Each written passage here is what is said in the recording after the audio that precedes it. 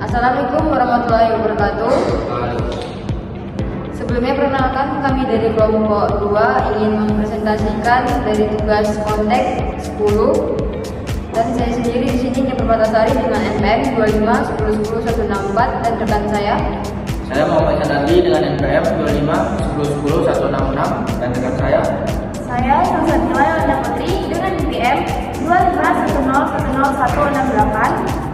Dan saya Irfan dengan NPM 25 10 10 167. Baik, di materi ini saya akan menjelaskan tentang teknologi dinamik sejarah, dampak, dan solusinya.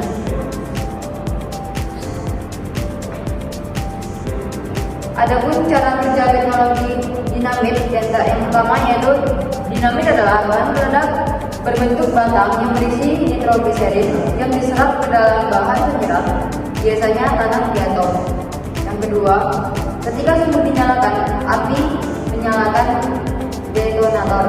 Yang ketiga, detonator memicu reaksi kimia cepat pada nitrogliserin yang menghasilkan tekanan sangat besar, gelombang yang kuat, dan ledakan yang kuat. Jadi keempat, energi ledakan digunakan untuk menghancurkan batu, membuka terowongan, atau keperluan konstruksi lainnya. Adapun hubungan teknologi dinamit dengan Alfred Nobel. Yang pertama, Alfred Nobel adalah penemu dinamit pada tahun 1867. Kedua, tujuannya untuk menciptakan bahan peledak yang lebih aman dibandingkan nitrogliserin murni yang sangat mudah meledak. Adapun penemuan ini yang membuat Nobel kaya raya dan kemudian mendirikan hadiah Nobel. Dan adapun dampak negatif dari teknologi dinamit, yaitu posisi suara dan udara, di mana ledakan menghasilkan suara keras dan debu berbahaya. Kedua, kerusakan lingkungan. Ledakan dapat merusak ekosistem, habitat hewan, dan kualitas tanah. Dan yang ketiga, risiko kecelakaan. Kesalahan penggunaan dapat menyebabkan kematian atau luka yang serius. Dan yang keempat, penyalahgunaan dapat dipakai dalam tindakan ilegal seperti kriminalisasi atau terorisme. Adapun solusi teknologi dinamit, yang pertama yaitu prosedur keamanan yang ketat, pelatihan operator SOP, dan penggunaan alat pelindung. Yang kedua, teknik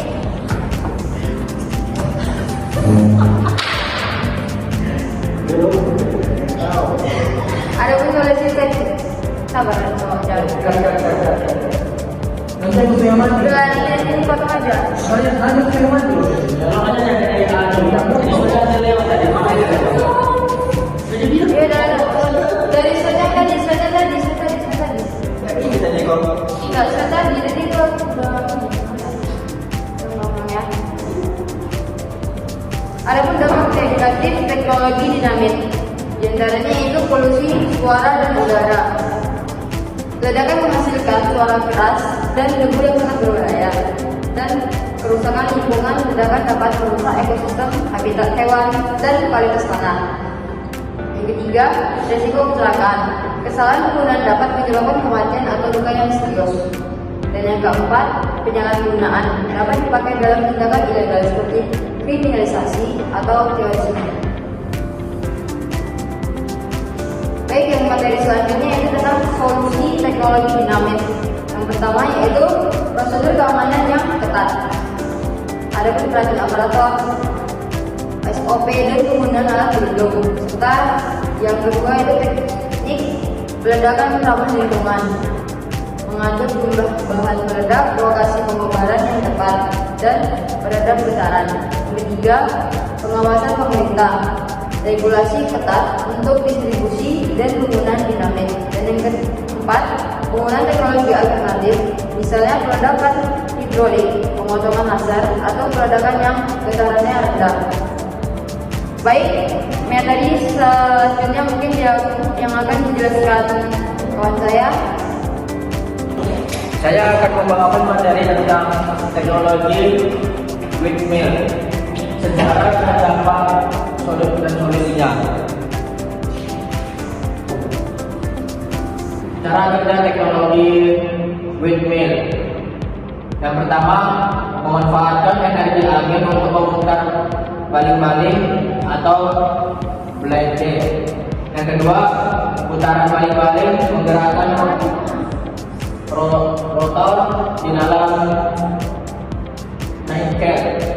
Yang ketiga, rotor terhubung ke generator melalui gearbox. Yang keempat, generator mengubah energi mekanik menjadi energi listrik. Yang kelima, sistem kontrol, yaitu yaw system, mengarahkan turbin angin agar selalu menghadap angin. Dan terakhir, energi listrik disalurkan ke jaringan listrik atau disimpan.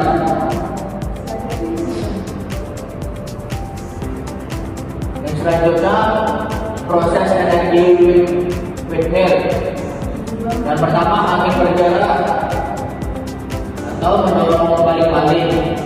Yang ketiga, baling-baling berputar atau rotor ikut berputar. Yang ketiga, rotor memutar generator atau listrik dihasilkan. Yang keempat, listrik dikirim atau ke rumah dan industri atau jaringan listrik. Selanjutnya, dampak negatif teknologi windmill. Yang pertama, kebisingan dari putaran blade atau gearbox. Yang kedua, membahayakan burung dalam kelelawar atau closing. Habis itu yang ketiga, membutuhkan lahan luas untuk satu from windmill. Yang kelima, visual pollution atau mengganggu pemandangan. Yang berikutnya, efektivitas tergantung kondisi angin, internet. Habis itu yang terakhir, biaya awal pemasangan sangat tinggi. Ini berikutnya solusi dampak negatif windmill. Pemasangan windmill jauh dari pemukiman untuk mengurangi kebisingan. Yang kedua, menggunakan desain blade ramah burung dan radar menghindari satwa. Habis itu yang ketiga, melakukan studio AMDAL sebelum pemasangan. Habis itu yang keempat, menggunakan geolokasi yang tepat dengan angin stabil. Habis itu berikutnya, kombinasi energi atau solar plus grid untuk menutup kekurangan energi saat angin lemah. Habis itu perawatan rutin agar mesin tetap stabil dan tidak menimbulkan noise berlebihan.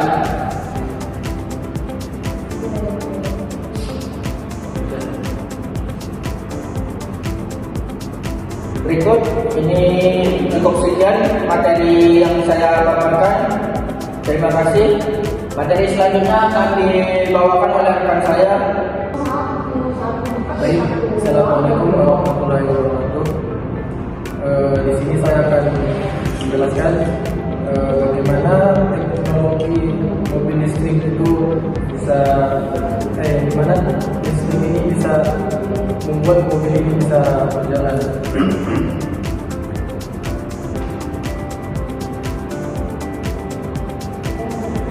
Itu cara kita teknologi mobil listrik. Jadi yang pertama, mobil listrik ini menggunakan yang dimana di dalamnya itu menggunakan motor listrik sebagai penggerak yang paling utama, dan yang kedua baterai lithium atau lithium ion yang bisa menyimpan energi listrik.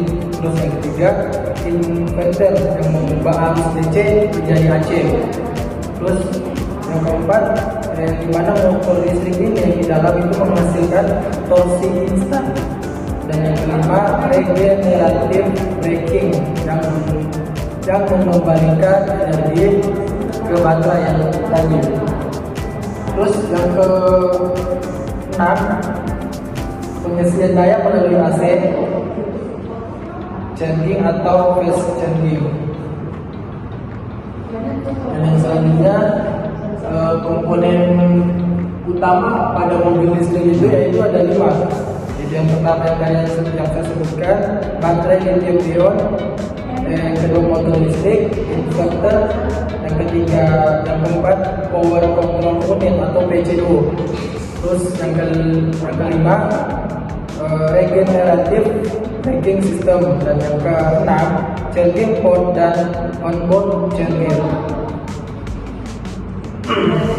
Dan di sini dampak negatif mobil listrik itu yang dimana produk baterai menghasilkan emisi tinggi dan penambahan lithium, kobalt, nikel, mencari lingkungan, dan yang ketiga atau C, limbah baterai berbahaya jika tidak dikelola. Dan selanjutnya ketergantungan pada listrik berbasis fosil, dan yang terakhir infrastruktur pengisian daya belum merata.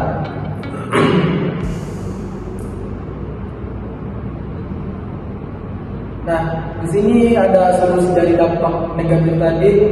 Jadi yang pertama, kita harus mendaur ulang baterai untuk mengurangi limbah. Terus yang kedua, itu mengembangkan baterai solid state yang lebih ramah lingkungan. Terus yang ketiga, menggunakan energi terbarukan untuk suplai listrik. Dan yang keempat, memperluas jaringan atau SPKLU di berbagai daerah manapun. Dan yang terakhir, insentif permintaan pemerintah untuk produksi yang lebih bersih. Dan kesimpulannya, yang terakhir itu mobil listrik ini memanfaatkan energi dari baterai untuk menggerakkan motor, lebih ramah lingkungan dibanding kendaraan berbahan bakar fosil. Seperti contoh yang sekarang kita alami ini, dan memiliki tantangan seperti produksi baterai dan infrastruktur, solusi melalui inovasi teknologi, energi terbarukan, dan kebijakan pemerintah. Mobil listrik ini adalah transportasi masa depan yang berkelanjutan. Itulah materi yang saya sampaikan pada hari ini. Jika ada salah kata, mohon dimaafkan, dan saya akhiri. Assalamualaikum warahmatullahi wabarakatuh. Assalamualaikum warahmatullahi wabarakatuh. Saya Salsabila Yolanda Putri akan menjelaskan mengenai teknologi vaksin. Jadi di sini vaksin adalah teknologi yang membantu tubuh membentuk kekebalan terhadap penyakit. Dengan memberikan antigen yang aman, vaksin membuat sistem imun siap melawan virus atau bakteri jika suatu saat tubuh terpapar. Selanjutnya itu vaksin. Terdapat juga cara kerja teknologi vaksin, yang dimana terdapat vaksin memperkenalkan antigen ke tubuh tanpa menyebabkan penyakit. Lalu sistem imun mengenali antigen sebagai ancaman. Yang ketiga, tubuh membentuk antibodi dan samomori. Terakhir, ketika terpapar virus asli, tubuh cepat melawan. Selanjutnya, itu ada teknologi vaksin. Nah, di sini terdapat vaksin inaktif atau virus yang dimatikan. Lalu ada vaksin antigenik atau virus dilemahkan. Selanjutnya ada vaksin subunit atau protein atau bagian virus. Lalu ada vaksin mRNA atau instruksi membuat protein tertentu.